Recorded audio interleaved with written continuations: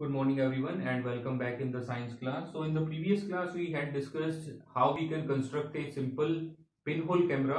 Last class में हमने discuss किया था कि एक सिंपल पिनहोल कैमरा को कैसे बनाया जाता है। तो इसमें हमारे पास सबसे पहले एक बॉक्स हमने लिया था। उस बॉक्स का ये वाला जो फेस है दोनों का ये आपका ओपन रहेगा।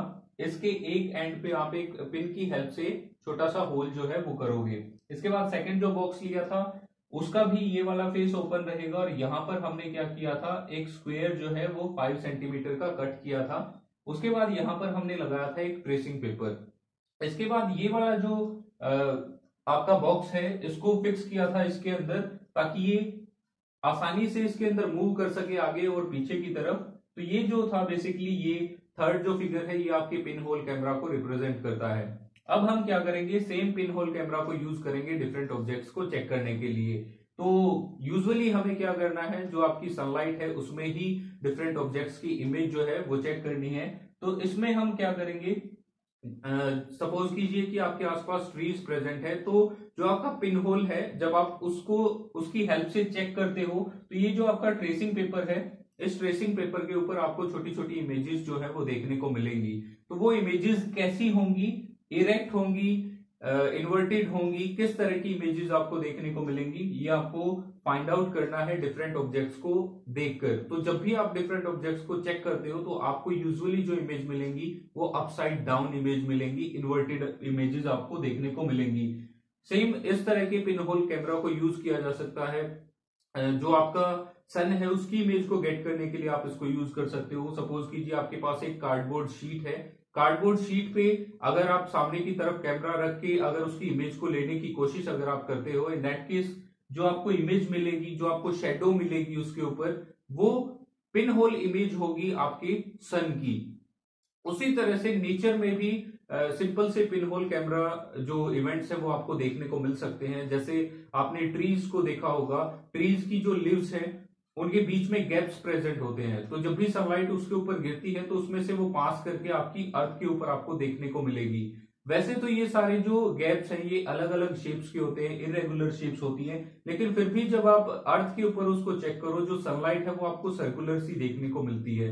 तो वो जितने भी आपको सर्कुलर शेप देखने को मिलती है अर्थ के ऊपर, वो बेसिकली होती हैं आपके सन की पिन होल इमेजेस। तो ये भी आपका एक सिंपल सा एग्जांपल है।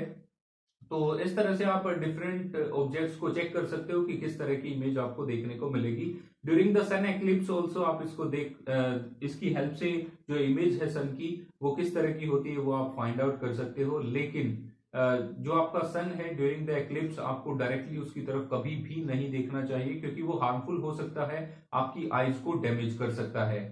तो यहां हमने देखा कि जो पिन होल इमेजेस हैं वो कैसे फॉर्म होती हैं, शेडोज कैसे फॉर्म होती है, वो हमने उससे प्रीवियस लेक्चर में देखा था।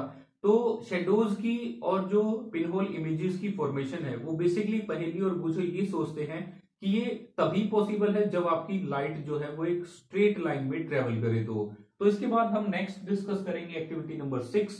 वो आपकी इसी बात को प्रूव करती है कि लाइट जो है वो हमेशा ही स्ट्रेट लाइन में मूव करती है। तो इस एक्टिविटी में बेसिकली आपको करना क्या है, एक टेबल के ऊपर जो आपकी कैंडल है उसको लाइट करना है और उसको फिक्स कर देना है। इसके बाद दूसरे एंड पे आपको खड़ा होना है और दो अलग अलग तरह की पाइप्स जो है वो आपको यूज करनी है। एक जो पाइप होगी वो आपकी स्ट्रेट पाइप होगी जैसा यहां पर दिखाया गया है, दूसरी जो पाइप होगी वो आपकी थोड़ी सी बेंट पाइप होगी। तो इसके बाद बेसिकली आपको करना क्या है, दोनों पाइप्स के थ्रू जो आपकी कैंडल की फ्लेम है उसको देखने की कोशिश करनी है और अपनी ऑब्जर्वेशंस को रिकॉर्ड करना है। तो इसमें आपको क्या मिलेगा इस एक्टिविटी में, बेसिकली जब भी आप किसी स्ट्रेट पाइप से कैंडल फ्लेम को देखने की कोशिश करोगे, in that case you will be easily able to see the flame of candle. आप बिल्कुल आसानी से कैंडल की फ्लेम को देख पाओ। लेकिन जब आप यूज करते हो किसी बेंट पाइप को और उसके थ्रू कैंडल की फ्लेम को देखने की कोशिश करते हो, so in that case what will happen, you are not able to see the flame of the candle. आप नहीं देख पाओगे कैंडल की फ्लेम को। तो इससे बेसिकली पता क्या चलता है कि जो आपकी लाइट है वो हमेशा ही स्ट्रेट लाइन में मूव करती है। So next we have to discuss about mirrors and reflections. Mirror और रिफ्लेक्शन क्या होते हैं उसके बारे में हम डिस्कस करेंगे। तो सबसे पहले आपने देखा होगा कि जब भी आप मॉर्निंग में उठते हो या किसी मिरर के सामने आप खड़े होते हो तो आपकी इमेज आपको उसमें देखने को मिलती है। इसके अलावा और भी जितने ऑब्जेक्ट्स आपके मिरर के सामने प्रेजेंट होते हैं तो उसकी इमेज आपको देखने को मिलती है। तो बेसिकली वो इमेज कैसे आपको देखने को मिलती है उसके बारे में आपकी एक्टिविटी 7 है।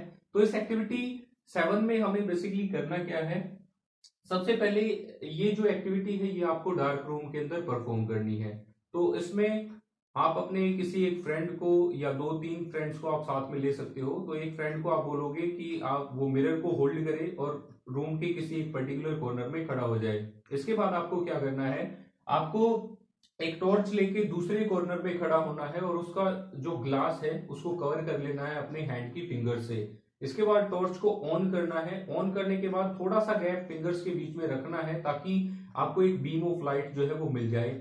इसके बाद आपकी टॉर्च की जो पोजीशन है उसको इस तरह से एडजस्ट आपको करना है कि आपकी जो बीम ऑफ लाइट है वो डायरेक्टली फॉल हो आपके मिरर के ऊपर। जब आप ऐसा करते हो तो उस केस में आपको क्या मिलेगा कि जो लाइट है वो मिरर से स्ट्राइक होगी। स्ट्राइक होने के बाद किसी दूसरे कॉर्नर में आपको जो लाइट के पैचेस हैं वो देखने को मिलेंगे। तो ये लाइट के पैचेस आपको कैसे देखने को मिलते हैं, that is all due to the reflection of light.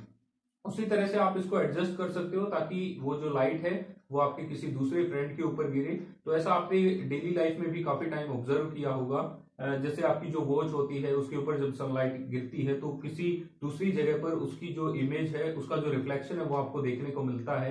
तो ये जो मिरर होता है बेसिकली जब भी लाइट इसके ऊपर गिरती है तो ये उसकी डायरेक्शन को जो है वो चेंज कर देता है। उसी तरह से और छोटे छोटे एग्जांपल आपने देखे होंगे, जैसे पॉन्ड का जो वाटर होता है उस वाटर के अंदर आपको बिल्डिंग्स की इमेजेस देखने को मिलेंगे, ट्रीज की इमेजेस आपको वहां पर देखने को मिल सकती हैं।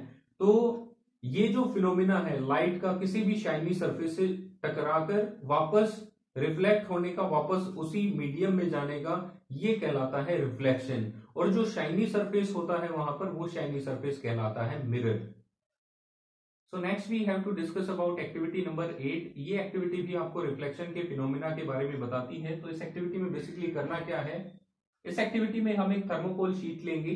थर्मोकोल शीट के एक एंड पे हम एक कॉम्ब को जो है वो फिक्स कर देंगे। यहां हमने इस कॉम्ब को फिक्स किया है। इसके बाद एक मिरर लेंगे, उसको दूसरे एंड पे कहीं किसी पर्टिकुलर एंगल के ऊपर हम इसको फिक्स कर देंगे। इसके बाद इन दोनों के बीच में हमें एक जो डार्क कलर्ड पेपर है वो फिक्स करना है, उसको हम बिछा देंगे आराम से। इसके बाद ये जो पूरी एक्टिविटी है ये आपको सनलाइट में परफॉर्म करनी है, डार्क रूम में परफॉर्म नहीं करनी है। फिर हमें क्या करना है, एक टॉर्च लेनी है। टॉर्च से एक बीम ऑफ लाइट को हम सेंड करेंगे इस मिरर के ऊपर। जैसे ही हम बीम ऑफ लाइट को सेंड करते हैं मिरर के ऊपर तो यहां पर कुछ इस तरह का पैटर्न आपको देखने को मिलेगा। जो कॉम्ब की शेप है वो यहां भी आपको देखने को मिलेगी और इस तरफ भी आपको देखने को मिलेगी। तो ये एक्टिविटी बेसिकली हमें बताती क्या है कि लाइट कैसे ट्रेवल करती है। यहां से हमें पता चलता है लाइट जो है वो स्ट्रेट लाइन में मूव करती है। और रिफ्लेक्शन के बाद क्या होता है, ये आपको रिफ्लेक्टेड जो इमेज है आपकी कॉम्ब की उसको दिखाती है। तो इस तरह से हम बेसिकली फाइंड आउट कर सकते हैं light always travels in a straight line. किस तरह से आपके रिफ्लेक्शन होते हैं, जो मिरर है वो किस तरह से लाइट के पाथ को चेंज कर देता है।